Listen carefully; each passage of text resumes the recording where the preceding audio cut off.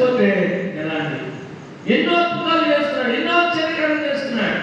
వాళ్ళు ఎర్ర సముద్రం లాంటిది వచ్చినప్పుడు ఎర్ర సముద్రంలో చక్కగా పాయలు చేసి నడిపించినాడు. ఆరణ్యంగా తయారైంది.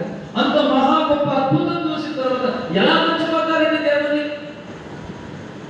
ఎర్ర సముద్రాన్ని పాయలు చేసి ఆరణ్యాలు తయారైందట. గోడలోకి నీళ్ళని అటు ఇటు నిలబడ్డాయంట. మధ్యలో నడుచుకుంటూ పోయినారు. ఇది దేవుడు చేసిన అద్భుతం. ఈ అద్భుతాన్ని చూసినాక కూడా వాళ్ళ హృదయం కఠినమైపోయింది. దేవునికి దూరం అయిపోతా ఉన్నారు. విగ్రహ సంబంధించిన విషయాల్లో మునిగిపోతా ఉన్నారు. దేవుణ్ణి పక్కన పెట్టేశారు. విగ్రహాలు పూజించడం ప్రారంభించారు. నీ జీవితం అటువంటిది కాదా? నీ బ్రతుకు అటువంటిది కాదా? దేవుని మందిరంలోకి వచ్చినప్పుడు మాత్రమేనా? మన ఇంటికి వెళ్ళినప్పుడు ఎట్లాంటి నీ పరిస్థితి?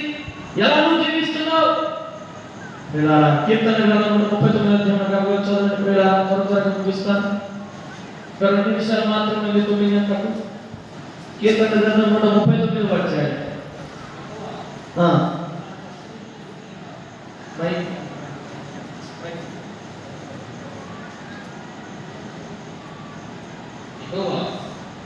నీవు నన్ను పరిశోధించి తెలుసుకుని ఉన్నావు.